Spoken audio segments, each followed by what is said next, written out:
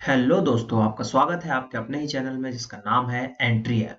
दोस्तों, यहाँ पर आज हम पढ़ने जा रहे हैं जो हमारा लेक्चर 9 है, जिसके अंदर हम मध्य प्रदेश की भौगोलिक स्थिति, भौगोलिक या प्राकृतिक विभाजन को देख रहे हैं। इसके पार्ट में पहले मैंने आपको सब चीज बताया था कि मालवा का पठार, मध्य भारत का पठार, सतपुड़ा मैकाल पर्वत श्रेणी, नर्मदा घाटी, बघेलखंड का पठार, बुंदेलखंड का पठार, इनका मैंने आपको विस्तार बताया था। अब जो है हमने एक एक को डिटेल में पढ़ेंगे। तो आज के इस लेक्चर में हम मालवा और मध्य भारत, ये दो बड़े पठार हैं जिनमें ज्यादा चीजें हैं जानने के लिए, जिसपे ज्यादा प्रश्न बनते हैं एग्जाम में, उसको हम यहाँ पर आज पढ़ेंगे इस लेक्चर में। तो ऐसे करके 3 भाग आएंगे जिसमें हम पूरा जो है हमारा भौगोलिक स्थिति, प्राकृतिक विभाग कैसे 7 भागों में जो बांटा गया है उनके बारे में हम जानेंगे। तो इसमें हम क्या जानेंगे, जैसे कि मालवा का पठार है तो इसका क्षेत्रफल कितना है, कितने प्रतिशत है, सबसे बड़ी चोटी यहाँ की कितनी है, मतलब उसकी लंबाई कितनी है, ऊंचाई कितनी है, इसके बारे में हम यहाँ पर जानेंगे। औद्योगिक क्षेत्र के बारे में जानेंगे, वहां पर जो औद्योगिक कॉम्प्लेक्स है उनके बारे में जानेंगे। कुछ और इम्पोर्टेंट चीजें, नदियां हो गई और जनजातियां हो गई, या कुछ मतलब अगर इतिहास से रिलेटेड है तो उसको भी हम यहाँ पे जानेंगे। कुछ फेमस चीज है वहां की उसको भी हम जानेंगे, बोलियां जानेंगे। ये सब चीजें हम जो है जानने वाले हैं। तो मध्य भारत का पठार और मालवा का पठार जो है हम यहाँ पर डिस्कस करने वाले हैं। तो चलिए शुरू करते हैं। तो दोस्तों, यहाँ पर अगर हम बात करें तो मैंने देखिए मैप लिया हुआ है। देखिए मैप से पढ़ना सबसे अच्छा तरीका होता है। तो जो मैंने मैप लिया है, अब इसमें जो है मैं आपको बता रहा हूँ। सबसे पहले मालवा का पठार। तो मालवा का पठार का पहले पोजीशन हमको देखना है कि कहाँ। तो यहां से आप पहले इसको विभाजित करेंगे, यहां से ये इतना हिस्सा। तो ये जो ऊपर का हिस्सा है वो मध्य भारत का पठार है और नीचे का हिस्सा क्या है, मालवा का पठार है। तो इसको जो है यहां से हम ले लेते हैं। तो ये हिस्सा ठीक है। अब मैं इसको डार्क कर देता हूं।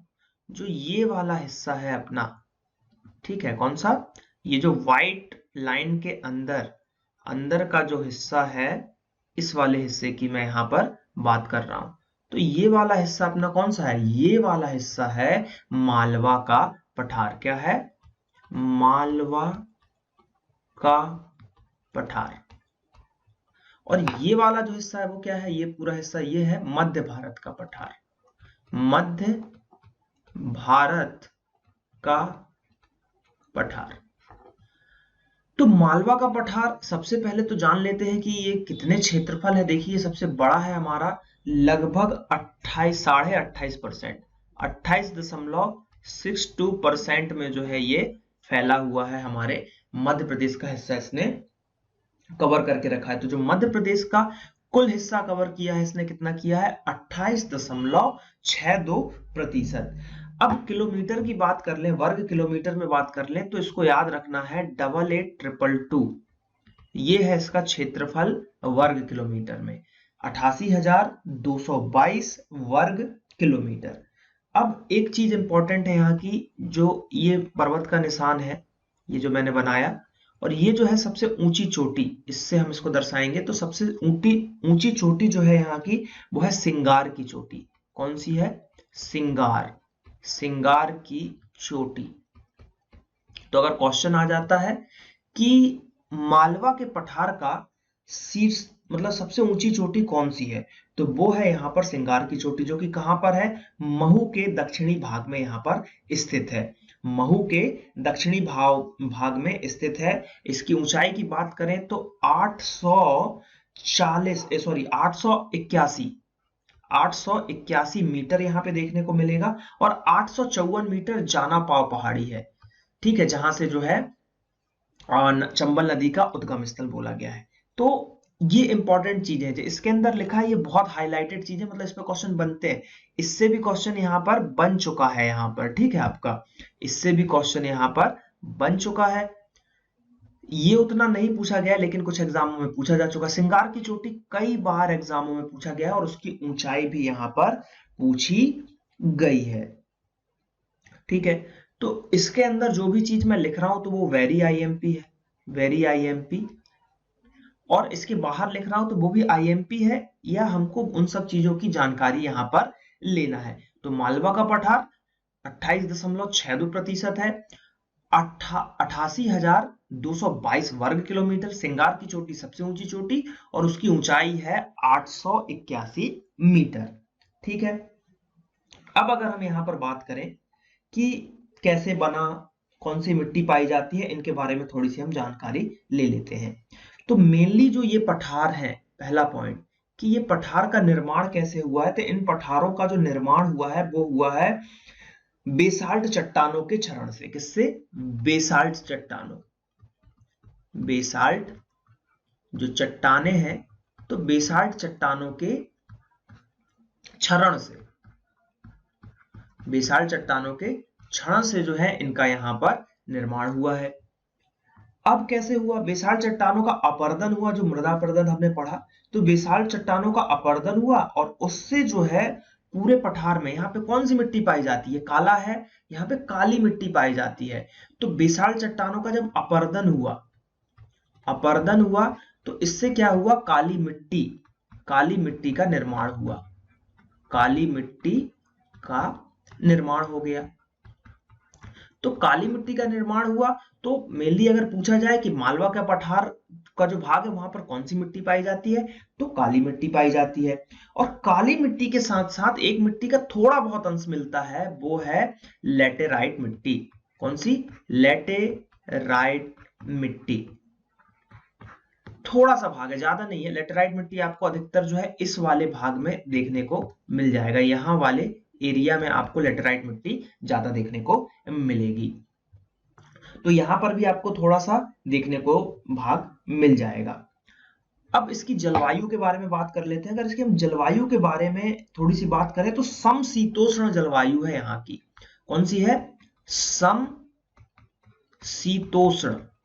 समशीतोष्ण जलवायु, समशीतोष्ण जलवायु है यहाँ की। ठीक है, जो कि अगर हम बात करें, एक चीनी यात्री थे, कौन थे? फाहियान। चीनी यात्री फाहियान थे। उन्होंने कहा था कि मालवा की जलवायु को विश्व की सर्वश्रेष्ठ जलवायु कहा गया। तो जो चीनी यात्री थे, चीनी यात्री कौन? चीनी यात्री का नाम क्या था? फाहियान। इन्होंने क्या कहा था कि विश्व की सर्वश्रेष्ठ जलवायु है, विश्व की सर्वश्रेष्ठ जलवायु कहां की है? मालवा के पठार की, मालवा के पठार की है। तो ये क्वेश्चन भी बन सकता है कि भैया विश्व की सर्वश्रेष्ठ जलवायु का दर्जा एमपी के किस भाग के जलवायु को दी गई है? फाहियान के द्वारा या चीनी यात्री फाहियान के द्वारा। तो वो है यहां पर जो दी गई है, वो है हमारे मालवा के पठार की जलवायु के बारे में। अब अगर हम बात करें यहाँ का मतलब तापमान कैसा रहता है, क्योंकि अगर यहाँ की जलवायु अच्छी है मतलब कुछ तो खास होगा यहाँ पर। तो मेनली जो है यहाँ पर अगर हम बात करें तो औसत तापमान, गर्मी की अगर हम बात करें, ठीक है, तापमान की मैं यहाँ बात कर रहा हूं, तापमान। तो गर्मी की अगर हम बात करें, ग्रीष्म काल की बात करें, तो गर्मी में 40 से 42 डिग्री सेल्सियस आपको देखने को मिल जाएगा। ठीक है, अब अगर हम बात करें शीतकालीन की, ठीक है, शीतकालीन की, तो शीतकालीन में 10 से 12 के आसपास आपको देखने को मिलेगा। कितना? 10 से 12 के आसपास आपको देखने को मिलेगा औसत तापमान। क्या? औसत तापमान यहां पर। अब यहां का सबसे गर्म स्थान कौन सा है?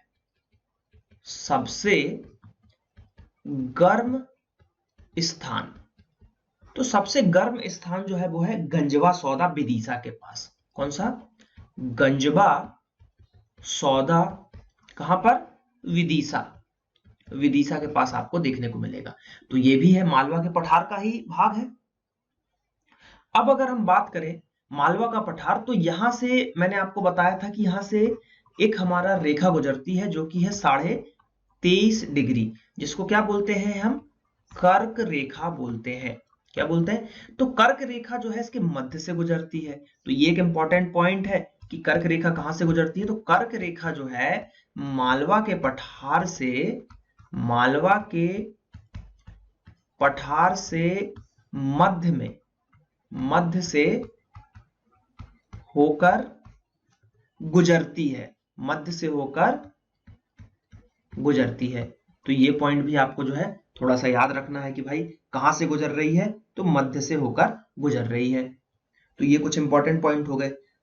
अब अगर हम बात करें यहां पर कि ये तो यहां से जो है इसके बीचों बीच होके गुजरती है, और एमपी की अगर हम बात करें तो एमपी के भी बीच से गुजरती है, और एमपी के जो यहाँ पर अगर हम बात करें जो मालवा का पठार है वहां से कुल कितने जिलों से जो है मेनली ये जो मालवा का पठार है, देखिए मेरा कहने का मतलब ये है कि जो ये मालवा का पठार है तो इसके अंतर्गत मेनली कितने जिले आते हैं, तो इसके अंतर्गत टोटल 18 जिले आते हैं। कितने?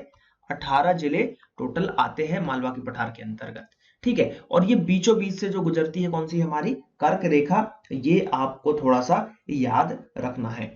तो मेनली जो यहाँ का क्षेत्र कौन सा हो जाएगा, इंपॉर्टेंट जो है इंदौर, इंपॉर्टेंट औद्योगिक राजधानी इंदौर की अगर हम बात करें, यहाँ पर इंदौर है हमारे पास, रतलाम है, उज्जैन है, देवास है, धार है, झाबुआ है, मंदसौर, नीमच, सीहोर, भोपाल, सागर, गुना, रायगढ़, राजगढ़, विदिशा, अशोकनगर, अलीराजपुर। तो ये इतने इंपॉर्टेंट नहीं है, एक दो शहर के नाम आपको याद रखना है, जैसे भोपाल हो गया, जैसे इंदौर हो गया, है ना, सीहोर, सागर है, ये सब जो है यहाँ से देखिए मैप में आपने देखा होगा तो यहाँ पे सभी चीजें आपको देखने को मिल जाएंगी। अलीराजपुर यहाँ पर है लास्ट छोड़ में, है ना, यहाँ का हमारा एमपी का पश्चिमी सबसे जो पश्चिमी मोस्ट जिला है वो है अलीराजपुर ही है यहाँ पर।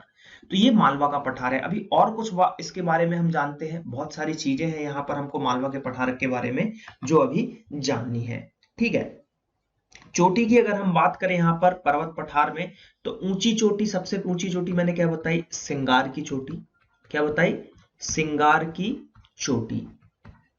तो सिंगार की चोटी है, इसकी जो ऊंचाई की बात करें कितनी है, 881 मीटर, जो कि कहां पर है, महू के दक्षिण में स्थित है। कहां पर स्थिति की बात करें तो महू, जहां से महू के दक्षिण में, दक्षिण में, और महू से क्या निकला हुआ है, चंबल नदी, चंबल नदी। और चंबल नदी महू में भी कहां से, जाना पाव पहाड़ी, जाना पाव पहाड़ी। अब जाना पाव पहाड़ी की बात आ गई तो जाना पाव पहाड़ी की ऊंचाई कितनी है, तो 854 मीटर है, जो कि समझ लो आप सेकंड नंबर की ऊंची हो गई मालवा की पठार की। इसके बाद एक और आता है यहां पर धजरी, क्या, धजरी, तो इसकी ऊंचाई जो है वो है 810 मीटर। तो ऐसे जो है आपको इन सब चीजों के बारे में थोड़ी सी जानकारी यहां पर होनी चाहिए। ठीक है, अब थोड़ा सा इसके बारे में, ये तो हमने देखा, हमने मौसम देख लिया, यहाँ की वर्षा के बारे में थोड़ी सी जान लेते हैं कि वर्षा कैसी होती है, कितने सेंटीमीटर तक यहाँ की वर्षा होती है, इसके बारे में थोड़ी सी हम जान लेते हैं। तो यहाँ की जो औसत वर्षा, सीधे आप औसत वर्षा याद रखो, अगर पूछा जाएगा तो यही पूछा जाएगा, ठीक है, कि यहाँ पे औसतन वर्षा कितनी होती है। ठीक है, तो औसतन वर्षा जो होती है वो होती है 75 से 125 सेंटीमीटर। कितना?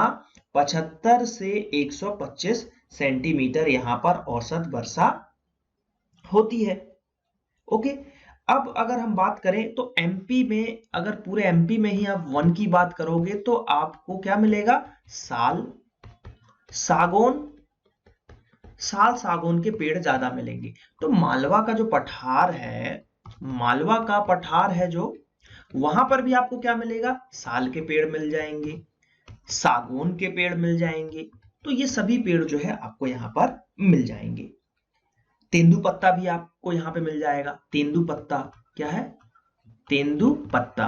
तो ये भी एक इंपॉर्टेंट क्वेश्चन बन सकता है कि मालवा के पठार में इनमें से कौन कौन सी चीजें मिलती हैं या फिर क्या है। लेकिन अगर हम बात करें वन क्षेत्र के बारे में तो यहाँ पर वन की कमी है, वन की कमी है। वन आपको कहां पे देखने को मिलता है, सतपुड़ा मैकाल श्रेणी वाले क्षेत्र में, सतपुड़ा के घने जंगल वहां पर ज्यादा मिलता है। तो यहाँ पर जो है वन की कमी है, पश्चिमी भाग में वन थोड़े कम है। क्यों? क्योंकि देखिए औद्योगिकीकरण हो रहा है, इंदौर भोपाल हमारी राजधानी है, तो औद्योगिकीकरण जितना ज्यादा होगा, जितना ज्यादा हमारा क्षेत्र जो है मॉडर्न होगा, पेड़ कटेंगे, वहां पे बिल्डिंगें बनेंगी, वहां पे फैक्ट्रियां बनेंगी, तो पेड़ों की यहाँ पर कमी आप बोल सकते हो।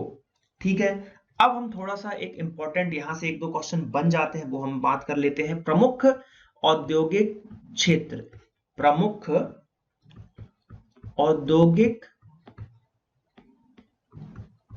क्षेत्र। तो क्षेत्र की बात करें तो यहां पर जो पहला आपको देखने को मिलेगा वो देखने को मिलेगा पीथमपुर। बहुत ही इंपॉर्टेंट क्वेश्चन पूछा जाता है पीथमपुर से। तो पीथमपुर की बात करें तो पीथमपुर क्या है? तो पीथमपुर तो आपको मिलेगा सबसे पहले धार में। कहां पर? धार याद रखना है। और इसको क्या बोला जाता है? इसको बोला जाता है मध्य प्रदेश का डेट्रॉइट। मेनली ऑटोमोबाइल के सेक्टर के लिए इंपॉर्टेंट है। मध्य प्रदेश का क्या? डेट्रॉइट। तो ये आपको यहां पर याद रखना है कि मध्य प्रदेश का डेट्राइट किसको बोला जाता है? तो पीथमपुर, जो कि आपको जो धार में देखने को मिलेगा। दूसरा पॉइंट है जो औद्योगिक क्षेत्र के अंतर्गत आता है वो आता है मंडीदीप। मंडीदीप की अगर हम बात करें तो ये कहां पे मिलेगा आपको? ये मिलेगा रायसेन में। कहां पर देखने को मिलेगा? रायसेन में देखने को मिलेगा। तीसरा अगर हम बात कर लेते हैं यहां पर गंजवा सौदा लटेरी, वो है आपका विदिशा में। गंजवा सौदा ये कहां पर है? ये है विदिशा। विदिशा में आपको देखने को मिल जाएगा। और अगर हम यहां पर बात कर ले कुछ और इंपॉर्टेंट चीजों की तो झाबुआ में देखने को मिलेगा मेघनगर। क्या देखने को मिलेगा? मेघनगर। ये क्या है? औद्योगिक क्षेत्र है। तो झाबुआ, ठीक है, झाबुआ में देखने को मिल जाएगा। और अगर देखें हम यहां पर तो पीलू खेड़ी में राजगढ़ में है। पीलू खेड़ी, तो पीलू खेड़ी कहां पे देखने को मिलेगा आपको? ये देखने को मिलेगा राजगढ़ में। तो ये भी इंपॉर्टेंट हो गया यहां पर। इस तरीके से 5 से 6 चीजें जो है आपको देख, सागर में आगा सौद भी मिलेगा जो कि बीना सागर में मिलेगा। क्या? आगा सौद। तो आगा सौद की बात करें तो ये कहां पर मिलेगा आपको? बीना और सागर। ठीक है, तो ये इंपॉर्टेंट हो गया। अब कुछ चीजें जो है औद्योगिक क्षेत्र है। अब औद्योगिकी को बढ़ाना या उद्योगों को बढ़ावा देने के लिए कुछ कॉम्प्लेक्सों का निर्माण किया गया है। किसका निर्माण किया गया है? कॉम्प्लेक्सों का निर्माण किया गया है। तो कुछ कॉम्प्लेक्स यहां से पूछे जाते हैं। तो देखिए, सबसे पहले पूछा जाता है कि इंदौर को क्या बोलते हैं? तो इलेक्ट्रॉनिक कॉम्प्लेक्स कहां पर है यार? तो वो आपको याद रखना है कि इंदौर में। तो कहां पर? Electronic complex. इलेक्ट्रॉनिक कॉम्प्लेक्स, तो वो कहां है भैया? इंदौर। अब अगर हम बात करें कि लेदर कॉम्प्लेक्स की बात करें तो वो देवास में है। कहां पर है? लेदर कॉम्प्लेक्स कहां पर है? देवास में। अभी मैं इसको याद करने की एक ट्रिक बताऊंगा, बहुत ही सिंपल सी ट्रिक है। स्टेनलेस स्टील की बात करें, किसकी बात करें? स्टेनलेस स्टील की, तो ये कहां पर है? सागर में है। कहां पर है? सागर में है। और बैंक नोट प्रेस की बात करें, बैंक नोट प्रेस, तो ये भी कहां पर है? ये है देवास में। अब इसको आप याद कैसे रखोगे? सबसे इंपॉर्टेंट चीज, लिख तो दिया, बुक में भी लिखा मिल जाता है, ये याद कैसे करोगे? तो भैया इंदौर की अगर हम बात करें तो मेनली जो है टेक्नोलॉजी में वो आगे है।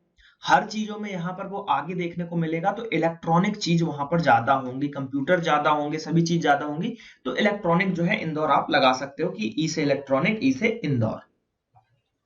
अब बात करते हैं लेदर कैसे याद रहेगा। लेदर कॉम्प्लेक्स जो देवास में है, देवों के देव महादेव।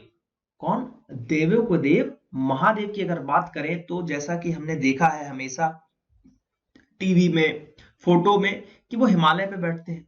अब हिमालय पे बैठते हैं तो उन्होंने जिस पे बैठते हैं, नीचे जो आसन उनका बैठा है, हमने हमेशा देखा है कि टाइगर, शेर की, मतलब शेर का ऊपर का हिस्सा दिखाई देता है हमको। लेदर, तो लेदर पे बैठ रहे हैं, तो भगवान लेदर पे बैठ रहे हैं, शंकर जी लेदर पे बैठ रहे हैं। तो देवों के देव लेदर पे बैठ रहे हैं, तो देव जो लेदर कॉम्प्लेक्स होगा वो कहां पर होगा? देवास में होगा। अब बात करते हैं स्टेनलेस स्टील। स्टील के ऊपर जब लाइट पड़ती है तो आप देखते हैं कैसा चमकता है, अपन उसको देख नहीं पाते। ऐसे ही सागर, सागर यानी समुद्र, समुद्र का जब पानी है उस पर जब सूरज चमकता है तो एकदम स्टील जैसा वो चमकता है। तो सागर से रिलेट कर सकते हो आप स्टेनलेस स्टील को। फिर आ गए हम बैंक नोट प्रेस। देवों को देव आदिदेव, अगर हम भगवान की बात करें तो लक्ष्मी, हम नोट को लक्ष्मी मानते हैं, हम उनको भगवान मानते हैं, हम उनको पूजते हैं, नीचे गिर जाता है तो उठा के जो है हम सर से माथे से लगाते हैं। तो नोट पृथ्वी कहां पर जाएगा? देवास में जाएगा। तो बहुत ही सिंपल है, रियल लाइफ से अगर आपने इसको रिलेट कर दिया तो इजिली जो है आप इसको याद कर सकते हो। ठीक है, अब अगर हम बात करें कुछ और चीजें हैं यहाँ पर, थोड़ी सी इंपॉर्टेंट चीजें और देख लेते हैं जो कि मतलब एग्जाम में पूछी जा सकती हैं। जैसे कि कपड़ों की मिल वगैरह कहाँ पर मिलेगा? इंदौर में। इंदौर के बारे में थोड़ा सा हम जान लेते हैं यहाँ पे क्या क्या मिल रहा है हमको। तो सूती कपड़े की मिल, सूती कपड़ों की जो है मिल वगैरह आपको कहां पर देखने को मिलेगी? इंदौर में देखने को मिलेगी। ठीक है, इंदौर के अलावा और कहां पर आपको रहेगा? उज्जैन में है, मंदसौर में, इसलिए ठीक है। तो मेनली जो है सबसे ज्यादा इंदौर में देखने को मिलेगा, इसलिए जो है इंदौर को मध्य प्रदेश का मुंबई भी कहा जाता है। क्या कहा जाता है भैया? मध्य प्रदेश का मुंबई। मध्य प्रदेश का मुंबई भी कहा जाता है इंदौर को। ठीक है, अब यहां पर कुछ नदियां हैं। क्या है? नदियां हैं। मालवा के पठार में कुछ नदियां हैं। नदियां कौन कौन सी है याद रख लीजिए आप थोड़ी बहुत। सबसे पहले तो चंबल देखने को मिलेगा, चंबल। फिर आपको माही नदी देखने को मिलेगा, फिर शिप्रा नदी देखने को मिलेगा। ठीक है, शिप्रा नदी भी यहीं पर है। काली सिंध देखने को मिल जाएगी आपको, काली सिंध नदी देखने को मिल जाएगी। पार्वती नदी देखने को मिल जाएगी, पार्वती। वरना देखने को मिल जाएगी। ठीक है, वारना, सॉरी, वारना नदी देखने को मिल जाएगी। धसान देखने को मिल जाएगी, धसान। तो ये सभी इंपॉर्टेंट, सबसे इंपॉर्टेंट चंबल नदी याद रखना है, शिप्रा नदी याद रखना है। क्यों? चंबल का उद्गम स्थल है मऊ, है ना, जानापा पहाड़ी, और शिप्रा नदी के किनारे उज्जैन बसा है। तो इसलिए ये दोनों नदियां जो है थोड़ी सी ज्यादा इंपॉर्टेंट हो जाती है। और उज्जैन जो है महाकालेश्वर के लिए फेमस है ना। देवास में चामुंडा मंदिर है। उसके बाद अगर हम रायसेन की बात करें तो वहां पर सांची का स्तूप है। तो इन सब चीजों के लिए जो है ये मालवा का पठार थोड़ा ज्यादा फेमस हो जाता है। ठीक है, अशोकनगर जो है वहां पर चंदेरी साड़ियों के लिए फेमस है। चंदेरी, ये एक इंपॉर्टेंट ही एग्जाम में क्वेश्चन भी पूछे जा सके हैं कि चंदेरी साड़ी, मतलब चंदेरी जो है किस लिए इंपॉर्टेंट है। तो चंदेरी कहां पर है? सबसे पहले तो याद रखना है अशोकनगर, अशोकनगर। और ये मेनली किसके लिए? साड़ी के लिए फेमस है। तो ये क्वेश्चन भी यहां से पूछ लिया जाता है कि साड़ियों का निर्माण कहां पर होता है? तो चंदेरी में होता है, जो कि किसके अंतर्गत आता है? मालवा के पठार के अंतर्गत ही यहां पर आता है। और मेनली जाति की बात करें, जाति जनजाति की बात करें तो यहाँ पर भील आपको देखने को मिलेंगे। देखिए भील यहाँ पे देखेंगे, एमपी में भील आपको ज्यादा मिलेंगे। तो भील की बात करें और उनकी उपजाति जो है, भील की उपजाति, तो भील की जो उपजाति है वो यहाँ पर देखने को मिलेंगे, जैसे कि भिलाला, कौन? भिलाला देखने को मिल जाएंगे, बरेला देखने को मिल जाएंगे आपको। तो ये लोग यहाँ पर देखने को मिल जाएंगे। और यहाँ की जो बोली है क्या है? भीली बोली भी बोली जाती है। तो बोलियां, बोलियां जो जनजाति होगी वो बोली भी ज्यादा होगी यहाँ पर। तो भीली बोलियां यहाँ पर जो है बोली जाती है, मालवी बोली जाती है, नेवाड़ी भी बोली जाती है। लेकिन जो जनजाति जितनी ज्यादा होगी उसी की बोली जो है यहाँ पर ज्यादा बोली जाएगी। कुछ जो है यहाँ पर अगर हम गुफाएं की बात कर लें जो इंपॉर्टेंट है या जिसपे क्वेश्चन बनते हैं, तो जैसे कि भीमबेटका की गुफाएं रायसेन, है ना। रायसेन में क्या है यहाँ पर? रायसेन की अगर हम बात करें तो रायसेन में है भीमबेटका। भीमबेटका की अगर हम बात करें तो रायसेन में है भीमबेटका की गुफाएं। उसके बाद उदयगिरी की गुफाएं भी क्वेश्चन पूछा जाता है। उदयगिरी, उदयगिरी की गुफाएं, तो उदयगिरी की अगर गुफाएं की अगर हम बात करें तो ये कहां पर देखने को मिलेगा? विदिशा में आपको देखने को मिल जाएगा उदयगिरी की यहाँ पर गुफाएं। उसके बाद अगर हम बात करें तो सैलाना अभ्यारण्य रातापानी आपको रतलाम में देखने को मिल जाएगा। राला मंडल इंदौर में देखने को मिल जाएगा। इंदौर में यहाँ पर क्या है? राला मंडल भी आपको देखने को मिल जाएगा, जो कि क्वेश्चन पूछा जाता है एग्जाम में, है ना। इसमें जो है वन्य जीवों का संरक्षण केंद्र यहाँ पर बताया गया है। तो ये कुछ इंपॉर्टेंट चीजें थी जो कि हमने यहाँ पर देखी। अगर हम फसलों की बात कर लें, एक लास्ट पॉइंट, अगर हम फसलों की बात कर लें, फसल मैं यहाँ पे लिख देता हूं, ठीक है। फसलों की अगर हम बात कर ले तो मेनली आपको क्या देखने को मिलेगा? गेहूं देखने को मिल जाएगा यहाँ पर, ठीक है। कपास देखने को मिल जाएगा, सोयाबीन देखने को मिलेगा। सोयाबीन, सोया स्टेट बोला जाता है एमपी को, तो सोयाबीन तो होगा यहाँ पर, है ना। और अगर हम बात करें तो मतलब मालवा के क्षेत्र में मेनली अगर हम बात करें तो सोयाबीन ही आपको याद रखना है। 2/3 क्षेत्र में 2/3 क्षेत्र में सोयाबीन की खेती होती है और जिस कारण से जो है एमपी सोया स्टेट कहलाता है। नंबर 1 है सोयाबीन उत्पादन में। 80% देश का सोयाबीन जो है हमारा मध्य प्रदेश उपजा के देता है। तो ये आपको यहाँ पर याद रखना है। तो हमने क्या क्या पढ़ लिया यहाँ पर? हमने पढ़ा कि मालवा का पठार का जो एमपी का लगभग 28.5% भाग मालवा का पठार है। सर्वश्रेष्ठ चोटी, सबसे ऊंची चोटी सिंगार की चोटी है जिसकी ऊंचाई 881 मीटर है। उसके साथ जानापाव पहाड़ी भी है जो कि 854 मीटर ऊंची है। यहाँ पे गंजवा सौदा जो है सबसे गर्म स्थान होता है। 18 जिले हैं जो इसके अंतर्गत आते हैं। कर्क रेखा इसके बीच से होकर गुजरती है। कॉम्प्लेक्स है कुछ यहाँ पर, जैसे electronic complex, leather complex, bank note press, steel complex, ये है यहाँ पर। औद्योगिक क्षेत्र है राजगढ़, झाबुआ, धार, जो कि मध्य प्रदेश का डेट्रॉइट है, पीथमपुर, ये सभी चीजें हैं यहाँ पर। यहाँ की जनजाति जाति की बात करें तो भील ज्यादा देखने को मिलेंगे आपको। चंदेरी साड़ी यहाँ की फेमस है। ये चीजें यहाँ पर इंपॉर्टेंट है। उदयगिरी की गुफाएं, भीमबेटका की गुफाएं, तो ये सभी जो है मालवा के पठार के अंतर्गत ही आपको देखने को मिल जाएंगी। ठीक है, तो ये हो गया हमारा क्या, मालवा का पठार हो गया।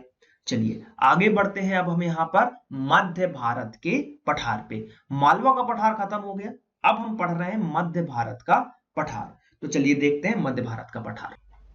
तो अब जो हम देख रहे हैं मध्य भारत का पठार, तो मध्य भारत के पठार की थोड़ी सी स्थिति देख लें कि कहां से है ये। तो मेनली जो है आप इसको यहां से जो है ये वाला हिस्सा, ठीक है, अब इसको हम डार्क करते हैं। तो जो ये वाला हिस्सा है, इधर से पूरा ऊपर वाला हिस्सा, इसको बोला जाता है मध्य भारत का पठार। क्या बोला जाता है? मध्य भारत का पठार। तो ये वाला हिस्सा क्या है हमारा? ये वाला हिस्सा है मध्य भारत का पठार। अब अगर हम यहाँ की बात करें तो ये जो है कितने प्रतिशत क्षेत्रों में जो है ये स्थित है, या इसका पर क्या क्या चीजें हैं उसके बारे में जो हम यहाँ पर देख लेते हैं। तो ये एमपी का लगभग कितना 10.68%। ये एमपी का 10.68% है। वर्ग किलोमीटर की अगर हम बात करें तो 32,896 वर्ग किलोमीटर है। ये नंबर आपको याद रखना है कि 32,896 वर्ग किलोमीटर है, जो कि मध्य प्रदेश का 10.5% क्षेत्र यहाँ पर देखने को मिल जाएगा। अब क्या होता है कि यहां से क्या है, अपने कर्क रेखा निकली हुई है। ये वाली जो रेखा है, ये वाली रेखा क्या है? कर्क रेखा है। कर्क रेखा 23.5 डिग्री। तो कर्क रेखा जो है यहां पर अगर हम बात करें तो कर्क रेखा के ये ऊपर है, जिस कारण से ये वाला भाग क्या होता है, गर्म और ठंडा, मतलब ज्यादा गर्म और ज्यादा ठंडा ये दोनों होता है। क्यों? क्योंकि भैया कर्क रेखा के निकट है। तो यहाँ जलवायु की दृष्टि से अगर बात करेंगे तो ये जो है गर्म भी है और यहाँ पर ठंडा भी है। गर्मी में लगभग 40 से 42 डिग्री सेल्सियस तक यहाँ जाता है। गर्मी में लगभग 42 डिग्री जाता है। और ठंड की बात करें तो ठंडा भी जो है यहाँ पर औसतन 8 से 10 डिग्री ठंडा हो जाता है। तो ये याद यहाँ पर आपको रखना है कि क्योंकि कर्क रेखा के निकट है। कहाँ है? कर्क रेखा के निकट है, इसलिए जो है इसकी स्थिति ये यहाँ पर हो जाती है। अब अगर हम बात करें कि इसमें कौन कौन से जिले यहाँ पर शामिल है, या फिर तो अगर हम बात करें टोटल यहाँ पर, तो जैसे कि मुरैना है, शिवपुरी है। शिवपुरी सबसे ठंडा है हमारे यहाँ, है ना। शिवपुरी जो कि सबसे ठंडा स्थान है हमारे एमपी का, वो भी कहां पर है? मध्य भारत के पास ही आपको देखने को मिलेगा। भिंड है, ठीक है, नीमच है, ये सभी चीजें जो है आपको कहां पर देखने को मिलेगी? जो यहाँ पर देखने को मिलेंगी, मध्य भारत के पठार में देखने को मिलेगी। अब अगर हम बात कर लेते हैं यहाँ पर कि ये पठार जो है, मतलब इसको और क्या कहा जाता है, तो मेनली इसको क्या कहा जाता है कि चंबल का उप आंध्र प्रदेश भी कहा जाता है। तो ये इतना इंपॉर्टेंट नहीं है, लेकिन हाँ एक बार आपको देखना जरूर पड़ेगा। अब जो सबसे इंपॉर्टेंट चीज है उसके बारे में हम यहाँ से पढ़ने जा रहे हैं। इस पे क्वेश्चन बने हैं और आने वाले एग्जामों में भी यहाँ पर क्वेश्चंस बनेंगे कि मतलब जो यहाँ की मिट्टी है जिसके कारण ये थोड़ी सी फेमस है। जो ये वाला हिस्सा है, ये वाला भाग है, ये वाला मेनली तो है, इतना सा ही हिस्सा है, ये तो चलो ठीक है थोड़ा सा है। ये वाला भाग जो है यहाँ की मिट्टी कैसी है? जलोढ़ मिट्टी है, ठीक है, जलोढ़ मिट्टी है। और जलोढ़ मिट्टी क्या होती है, उपजाऊ मिट्टी मानी जाती है। तो यहाँ पर क्या होता है, यहाँ पर गेहूं होता है, ठीक है, और क्या होता है, सरसों होता है। क्या होता है, गेहूं होता है, सरसों होता है। तो इसलिए इसको क्या बोला जाता है, सरसों उत्पादन की हांडी बोला जाता है। क्या बोला जाता है, सरसों उत्पादन की हांडी। ये इंपॉर्टेंट है, सबसे इंपॉर्टेंट क्वेश्चन, सरसों उत्पादन की हांडी क्या बोला जाता है, सरसों उत्पादन की हांडी। तो अगर क्वेश्चन आ जाए कि सरसों उत्पादन की हांडी किसको बोला जाता है, तो ये बोला जाता है भैया मध्य भारत के पठार को बोला जाता है। और देखिए जो हमारा मालवा का पठार था, ये वाला क्षेत्र, ये भी दक्कन ट्रैप के अपर्दन से बना है। तो ये वाला क्षेत्र भी जो है दक्कन ट्रैप, दक्कन के पठार के उससे यहाँ पर जो है अपर्दन से बना है। तो मेनली यहाँ पर जो है अगर सेल समूह की बात कर लें तो कडप्पा सेल समूह मिल जाता है, कटप्पा नहीं कडप्पा, कडप्पा सेल समूह, कडप्पा सेल समूह मिल जाएगा आपको। यहाँ पर विंध्य सेल मिल जाएंगे, विंध्यन सेल मिल जाएंगे आपको पर्वत श्रेणी में। और अगर हम यहाँ पर बात करें और क्या आपको देखने को मिलेगा, दक्कन ट्रैप भी मिलेगा आपको, ठीक है, दक्कन ट्रैप भी आपको देखने को, इनके अपर्दन से जो है निर्माण किसका हुआ है, मध्य भारत के पठार का निर्माण हुआ है। और यहाँ पर जो है मिट्टी पाई जाती है मेनली, जो अगर हम बात करें तो वो है जलोढ़ मिट्टी बहुतायत में पाई जाती है। तो ये थोड़ा सा इंपॉर्टेंट हो गया। अब अगर हम बात करें, ये ऊंचाई पे है, यहाँ पर अगर हम बात करें तो वर्षा के मामले में कम है, यहाँ पर वर्षा कम होती है। और सबसे कम वर्षा यहीं पर होती है जो कि है भिंड में। भिंड में सबसे कम होती है, लगभग 51 सेंटीमीटर के आसपास आपने को देखने को मिलेगी, जो सबसे कम है भिंड में। एमपी का सबसे कम है।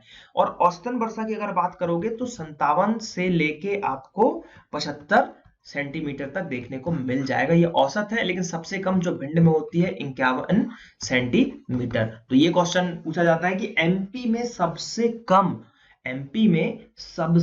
कम कहां पर वर्षा होती है, तो वो होती है आपकी भिंड में।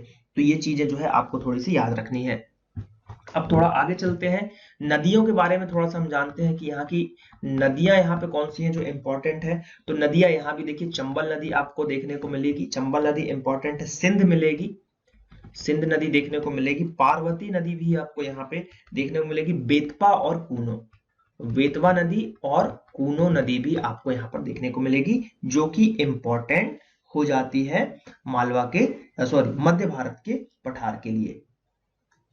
और अगर हम बात करें तो प्रमुख नदी, सबसे प्रमुख नदी जो है चंबल ही है। कौन सी है, चंबल, जो कि कहां से निकलती है भैया, महू से। महू कहां, इंदौर। इसमें भी कहां, जाना पाव पहाड़ी। तो जाना पाव पहाड़ी, और इसकी ऊंचाई कितनी है, 854 मीटर। तो ये भी आपको याद, देखिए हर जगह मैं बार बार एक चीज को पकड़ के पूरा बताता हूं, क्योंकि क्वेश्चंस कुछ भी यहां से बन सकते हैं, ठीक है। अब यहां पर अगर हम वनों की बात करें, वन वनस्पति की बात करें, तो वन में कौन कौन से यहाँ पर पेड़ आपको देखने को मिलेंगे। मेनली जो है बबूल के पेड़, किसके, बबूल के पेड़, खैर के पेड़, उसके बाद बांस के पेड़, बांस के पेड़ आपको, ये सभी चीजें जो है यहाँ पर देखने को मिलेंगे, ठीक है। अब अगर हम बात करें यहाँ पर कि खनिज संपदा, खनिज कौन कौन से यहाँ पर मिलते हैं, तो खनिज की अगर हम बात करें तो मेनली जो है चीनी मिट्टी, कौन सी मिट्टी, चीनी मिट्टी आपको देखने को मिल जाएगा यहाँ पर। और अगर हम बात करें, चूना पत्थर देखने को मिलेगा, चूना पत्थर देखने को मिलेगा। और अगर हम बात करें स्लेट, इमारती, ये सब चीजें जो है आपको देखने को यहाँ पर मिल जाएगा। अब एक कत्था सुना होगा आपने, जो पान में हम खाते हैं, कत्था। तो कत्था की बात करें तो ये एक इंपॉर्टेंट है, शिवपुरी, शिवपुरी में कत्था बनाने की फैक्ट्री है भैया, कत्था बनाने की फैक्ट्री है, कारखाना है, कारखाना है। तो ये most IMP, very very 5 star इसको दे लो, है ना, वेरी वेरी इंपॉर्टेंट क्वेश्चन है ये। कई बार एग्जामों में पूछा गया है कि कत्था बनाने की फैक्ट्री कहां पर है? एमपी में कत्था बनाने की फैक्ट्री कहां पर है? ये जो है कई बार यहाँ पर पूछा गया है, तो ये जो है आपको थोड़ा सा याद रखना है कि कत्था बनाने की फैक्ट्री कहां पर देखने को मिलेगी, तो शिवपुरी में देखने को मिलेगी। तो जब बात निकली है उद्योगों की, तो हम उसको यहाँ पर देख लेते हैं कि कौन कौन से उद्योग आपको यहाँ पर मिलेंगे। तो चलिए, जब उद्योगों की बात आ ही गई है तो इसको हम देख लेते हैं क्या है यहाँ पर। तो ग्वालियर की अगर बात करें, ग्वालियर की अगर हम यहाँ पर बात करें, तो ग्वालियर में जो आपको देखने को मिलेगा, क्या मिलेगा? कृत्रिम रेसे। क्या मिलेगा? कृत्रिम रेसे। कृत्रिम रेसे मिलेंगे, चीनी मिट्टी और चमड़ा। चीनी मिट्टी और क्या मिलेगा? चमड़ा। तो मेनली क्वेश्चन यहां से उठता है कृत्रिम रेशों पे। तो कृत्रिम रेशे कहां पर बनाए जाते हैं? ग्वालियर में आपको देखने को मिल जाएंगे। उसके बाद अगर हम बात करें, एक कत्था उद्योग एक जगह और है, एक है बानमोर। बानमोर एक जगह है। बानमोर की बात करें, जो कि कहां पर आपको देखने को मिलेगा? मुरैना में देखने को मिलेगा। कहां पर? मुरैना में देखने को मिलेगा। और यहां पर भी है कत्था उद्योग। क्या है? कत्था उद्योग। तो कत्था उद्योग कहां पर है? बानमोर, मुरैना में मिलेगा आपको। शक्कर कारखाना मिलता है आपको डबरा में। कहां पर? डबरा में मिलता है आपको शक्कर कारखाना। ठीक है, शक्कर कारखाना कहां पर? डबरा में आपको देखने को मिलेगा। और डबरा कहां पर है? तो डबरा जो है आपको ग्वालियर में देखने को मिलेगा। ग्वालियर। और ये कारखाना अब बंद हो गया है। ठीक है, ये आपको याद रखना है कि ये जो है बंद हो चुका है, लेकिन फिर भी एग्जाम में पूछा जाता है। और कैलारस में भी एक शक्कर कारखाना है। कहां पर है? कैलारस। कैलारस में भी है आपका शक्कर कारखाना। शक्कर का कारखाना। तो ये भी आपको याद रखना है। अब आ जाता है हमारा शिवपुरी। शिवपुरी। तो शिवपुरी की बात करें तो यहाँ पर क्या है? कत्था का कारखाना। कत्था फैक्ट्री या कत्था कारखाना। तो ये सभी चीजें जो बताई है, कभी ना कभी किसी ना किसी एग्जाम में ये जो है सभी चीजें पूछी गई हैं। जैसे कि कृत्रिम रेसे ग्वालियर में, बारमन मुरैना में कत्था उद्योग है, डबरा में शक्कर फैक्ट्री है, कैलारस में शक्कर फैक्ट्री है, और शिवपुरी में भी कत्था कारखाना आपको देखने को मिल जाएगा। अब कुछ दर्शनीय स्थल है, जैसे कि माधव राष्ट्रीय उद्यान, जो कि कहां पर देखने को मिलेगा? शिवपुरी में ही देखने को मिलेगा। क्या देखने को मिल जाएगा? माधव राष्ट्रीय उद्यान। माधव राष्ट्रीय उद्यान कहां पर देखने को मिल जाएगा? आपको ये देखने को मिल जाएगा शिवपुरी में। तो ये भी जो है शिवपुरी में आपको देखने को मिल जाएगा। चंबल अभ्यारण्य जो कि है मुरैना के अंदर आपको देखने को मिल जाएगा। फिर ग्वालियर जो है, ग्वालियर की बात करें तो ग्वालियर में तो और ग्वालियर का किला और बहुत सारी चीजें आपको यहाँ पर देखने को मिल जाएंगी। अब अगर हम कुछ और चीजों की बात करें, यहाँ पर बोली कौन सी बोली जाती है, तो यहाँ पर जो बोली बोली जाती है, जो भाषा है, जो यहाँ की बोली है, जो बोली बोली जाती है यहाँ पर, वो बोली जाती है ब्रज, अवधी या फिर बुंदेलखंडी जो है बोली जाती है। यहाँ पर क्या बोली जाती है भैया? सबसे इंपॉर्टेंट बुंदेलखंडी। बुंदेलखंडी हो गया, अवधी भी आपको देखने को मिल जाएगी थोड़ी सी, उसके बाद आपको ब्रज भाषा भी देखने को मिल जाएगी। तो ये चीजें जो है आपको थोड़ी सी याद रखनी है। यहाँ की जो जनजाति है, जनजाति की अगर हम बात करें तो इंपॉर्टेंट जनजाति जो है सहरिया जनजाति है। कौन सी? सहरिया। सहरिया जनजाति। तो ये जो है इंपॉर्टेंट है। तो अगर पूछ लिया जाए कि मध्य भारत का जो पठार है, मध्य भारत का पठार, वहां पर कौन सी जनजाति पाई जाती है? तो सहरिया जनजाति पाई जाती है। तो ये चीजें जो है इंपॉर्टेंट है। तो फिर से एक बार पीछे चलते हैं। हमने क्या देखा यहाँ पर कि जो मध्य भारत का पठार है, यहाँ पर कडप्पा सैल समूह है, विंध्य सैल है, दक्कन ट्रैप है, 23 डिग्री के ऊपर है, जिस कारण से गर्म और ठंडा होता है। भिंड में यहाँ पर सबसे कम जो है वर्षा होती है, और शिवपुरी जो है, शिवपुरी जो है सबसे ठंडा क्षेत्र है। यहाँ पर सबसे कम बारिश भिंड में होती है। तो ये चीजें जो है हमने यहाँ पर देखी, इंपॉर्टेंट चीजें। नदियों के बारे में जाना हमने, उद्योगों के बारे में जाना हमने, इन सब चीजों के बारे में जो है हमने यहाँ पर जाना। सबसे इंपॉर्टेंट चीजें जाना हमने कि शिवपुरी में कत्था कारखाना है, माधव राष्ट्रीय उद्यान है, बानमोर मुरैना में कत्था उद्योग है, डबरा में शक्कर फैक्ट्री है जो कि बंद हो चुकी है, ग्वालियर कृत्रिम रेशों के लिए फेमस है, चमड़ा और चीनी मिट्टी के लिए भी फेमस है, बोली बुंदेलखंडी मेनली बोली जाती है, अवधी ब्रज भी देखने को मिलेगी, जनजाति जो है सहरिया जनजाति आपको देखने को यहाँ पर मिल जाएगी। एक फैक्ट्री का और यहाँ पर निकल के नाम आता है, वो है नीमच। नीमच की अगर बात करोगे तो नीमच में जो आपको देखने को मिलेगा, तो नीमच में क्या देखने को मिलेगा, नीमच में आपको अल्कलॉयड फैक्ट्री तथा सीमेंट उद्योग भी आपको देखने को मिल जाएगा। तो ये भी एक बार याद रखिएगा सीमेंट उद्योग के बारे में अगर आपसे पूछ लिया जाए तो यहां पर जो है, अगर आपको ये वीडियो अच्छा लगा तो लाइक करो सबसे पहले तो, और शेयर करो ज्यादा से ज्यादा अपने दोस्तों के साथ। और क्या कर सकते हो यहाँ पर, अगर और एक चीज ये कर सकते हो कि चैनल को सब्सक्राइब करो।